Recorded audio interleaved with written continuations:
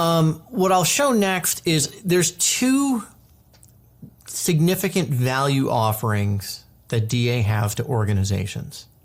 One, which it has been very strong for a very long time. It just, again, it's kind of not as well known as some of the other approaches, is team level agility. I mean, that's where DA started. It started about, looking at things from a team perspective. And a lot of what we'll find in the assets that are available from a DA perspective are team focused. Now, there is value stream management content. There is enterprise agility content that's in there as well.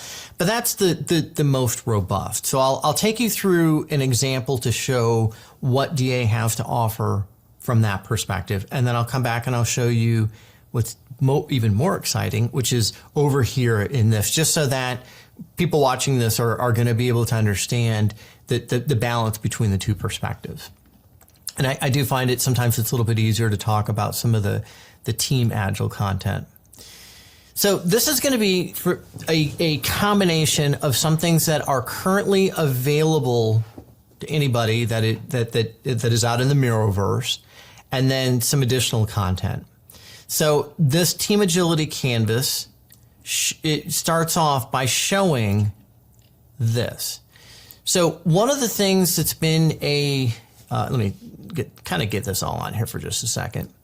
So one of the things that's been well, there's a few challenges historically with DA, right? As valuable as the content is and the knowledge base that's out there, it's not a prescriptive approach, meaning we're not going to say, here is your guide for doing the agile life cycle, which is for larger quantities of work, or for continuous delivery agile, which would be for maintenance teams or organizations that have got to a point where they can do a bit of work, run a sprint, run an iteration, and make a release into production. And so what we introduced last year as part of the Disciplined Agile Foundations course is this ways of working spectrum.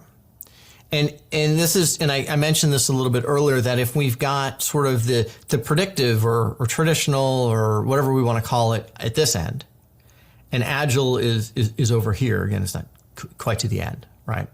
So we've got those two sort of poles at both ends of this spectrum. Then everything in between is hybrid, right?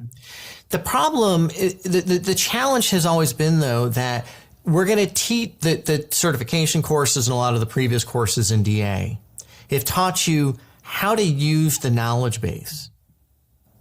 And then you need to go and figure out what is going to be best for your way of working. And depending on who you have in the organization, that could work. But we have found for a good period of time that people struggled with that. For those of you that haven't had experience to DA before, it's a little bit like saying, I'm going to invite you over to my house and I'm going to show you around my kitchen, right? So I'm going to give you a description of some of the equipment that I've got. I'm going to show you my pantry. I'll show you what's in my refrigerator. And then I'm going to ask you to create a couple of meals, right? I'm not going to give you a recipe. You're going to figure out. Now I'm going to tell you maybe what a spice tastes like.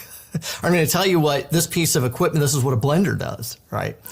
And it's a bit of a challenge. So what we did starting in last year, starting in the Disciplined Agile Foundations course, is that we have what are called quick starts. So again, the consulting work that I've done that goes back to the origins of DA. Somebody like Mark might say, hey, we're going to bring you into our organization. We understand, you're an experienced Disciplined Agile expert. We don't want to figure out how to use the agile life cycle. What we want is, can't you just tell us, right? And so there's always been this, we don't want to be prescriptive. So we've, created these quick starts, and I'll show that along with this.